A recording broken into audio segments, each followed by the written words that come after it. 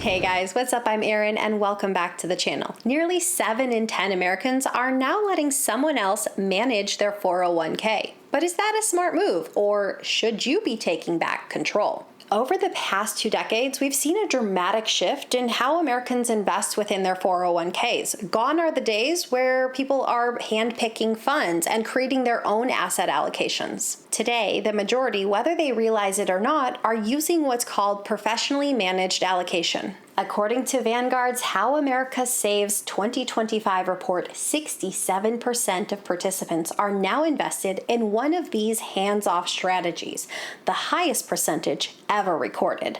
That includes target date funds, risk-based balance funds, and managed account services that make portfolio decisions on your behalf. And by far the most popular option, target date funds. Of the plans that offer them, a staggering 84% of participants are using target date funds, and 71% of those have their entire account invested in just one fund. This shift has reshaped the landscape of retirement planning. Back in 2005, only 39% of participants had what Vanguard defines as a balanced portfolio. Today, that number is 78%. And extreme allocations like being 100% in equities or 100% in bonds is incredibly rare, making up only 7% of portfolios. So what's driving this trend? Is it actually helping investors? And does the rise of actively managed ETFs, which pulled in 30% of all inflows into ETFs last year, suggest that investors actually want to take back a little bit of control? Let's dive in. Why are so many retirement savers handing over the reins? It all starts with one word, and that is simplicity. With target date funds, you simply choose the fund that has the date closest to when you expect to retire. And then from there, the fund takes care of everything else. It starts out growth-oriented, and then over time, it automatically shifts to becoming more conservative as you approach your retirement date. It's easy to get started, and it's even easier to stay the course. And that brings us to something that I believe is critically important, which is behavioral safety. According to Vanguard, only 1% of participants fully invested in a single target date fund made any trades in 2024. That means 99% stayed the course. That means no panic selling, no market timing. And in the long term, that kind of consistency is what really matters most. The other major perk is cost. Vanguard's target date funds are among the lowest cost options out there, with expense ratios ranging from 0.08% to 0.12%. Compare that to their managed account services, which typically charge 0.3 to 0.5%. But this would offer more personalized investment advice and more active oversight. Even so, if you're using a target date fund or a more tailored approach, you're going to be paying far less in fees than if you're working with a traditional advisor whose fees could easily top 1%. But let's be real, these aren't perfect. First, target date funds are really a one-size-fits-most or one-size-fits-many because they don't account for any assets held outside of the target date fund. They don't account for your specific risk tolerance or your specific retirement goals. Second, some of the glide paths for these target date funds really miss the mark. Maybe they become too conservative too soon, or they don't become conservative enough based on what you're looking at when you go into retirement. And finally, simplicity can create a false sense of security. Just because you're in a retirement fund doesn't mean your retirement plan is complete. You still need to think about when you want to take Social Security, what your drawdown plan will look like, and how you're going to minimize taxes in retirement. In 2025, something big happened. 30 to 34% of all ETF inflows went into actively managed ETFs, despite these funds making up less than 10% of total ETF assets. To be fair, these aren't your parents' mutual funds. They blend professional management with tax efficiency, transparency, and intraday liquidity of an ETF. You still get the potential of stock picking, just in a modern wrapper. Importantly, what do they cost? A passive index ETF might have an expense ratio of 0.03% to 0.1%. Actively managed ETFs might be 0.3% to 0.85%. Traditional actively managed funds could exceed 1.5%.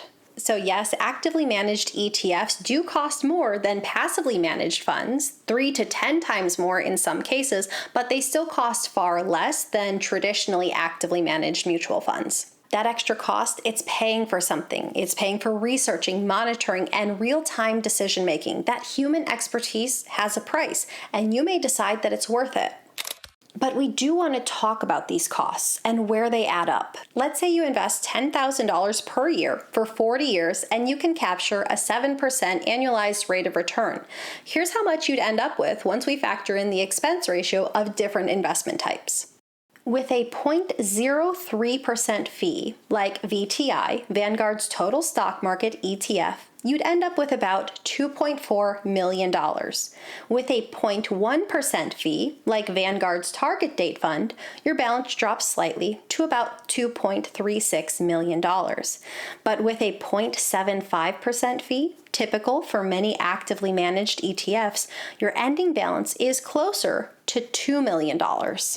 That's a difference of over $330,000, simply going from a passively managed ETF to an actively managed ETF, and the only thing that changed was the fee. If you're investing as a couple, those fees could easily double. So yes, fees do matter, especially when you zoom out and look over decades.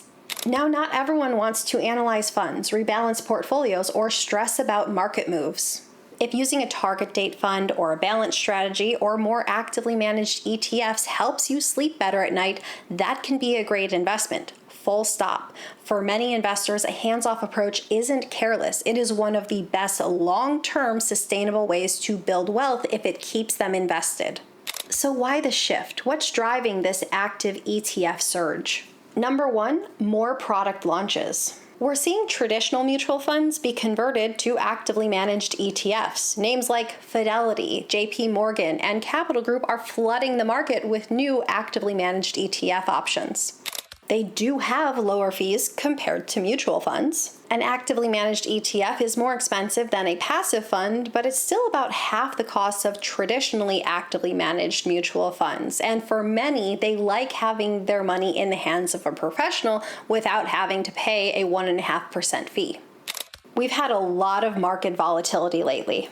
Market volatility creates opportunity. Many investors believe that a professional can beat a static index in times of market volatility by spotting opportunities. Now, whether this belief is right or wrong, we will get to, but many investors believe it to be the case. Number four, index concentration risk. Let's be real. A lot of index ETFs are now heavily concentrated in just a few mega cap tech stocks.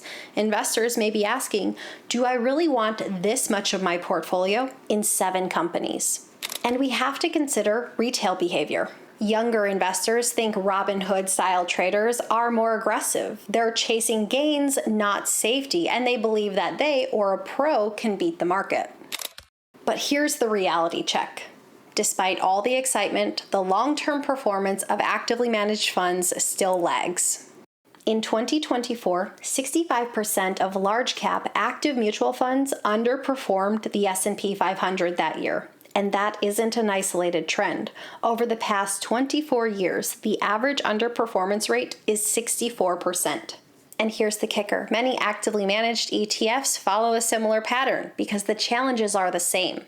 Higher turnover, higher taxes, higher fees, and yes, overconfidence in timing or selection.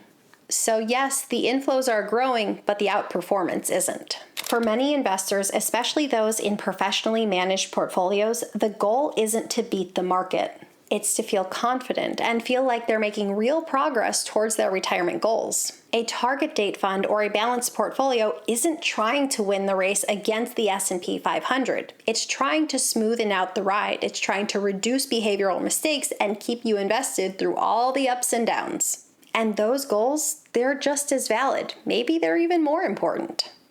So ask yourself, why are you investing? Are you chasing a benchmark or are you chasing stability? A balanced portfolio made up of both stocks and bonds will not behave like a singular index. It is not supposed to. It's built for peace of mind, not sizzle. And that's why the right investment strategy isn't always about outperformance. It's about alignment. So ask yourself, do I actually want to spend the time researching and managing my own portfolio? It's okay if the answer is yes or no. Do I feel more confident knowing someone is watching over my investments, even if it comes at a slightly higher cost? Or do I believe that the market is efficient enough that low-cost indexing is a smarter play? Do I have specific needs like a pension, rental income, or estate planning concerns that call for a more customized approach? There is no one single right answer. I am an indexer, and on this channel, you're going to see a lot of videos dedicated to keeping your costs low and following an indexing strategy. But I do want to reiterate that there is no one-size-fits-all answer. What works best for you is something that you can stick to for the long term. And you don't have to pick sides in all of this. Maybe you use a target date fund or a balanced portfolio as your core, and then you have satellite investments that you really believe in. Maybe you have real estate investment trust or a dividend-paying ETF or individual stocks. As you get older and get closer to retirement, maybe you really like the idea of working with a professional. In that case, consider a fee-only fiduciary, not just for picking stocks, but for building an entire plan. They can help you plan your withdrawals, how you face taxes, when to claim Social Security, and help you really build an income strategy for life. At the end of the day, my goal with these videos is not to tell you that there's a right or wrong answer, but to give you the clearest, most thoughtful information possible so you can decide what's the best course of action for your unique situation. You don't have to choose between completely passive or completely active. What you have to do is build a plan that you can stick to for the long term, even if you're not watching your investments. So what kind of plan do you follow? Share your thoughts in a comment down below. I post new videos every single week. If you got anything at all out of this one, please give it a like. If you're new here, please consider subscribing. Or if you know of someone who might get something out of this type of content, please consider sharing. I'll see you soon. Bye.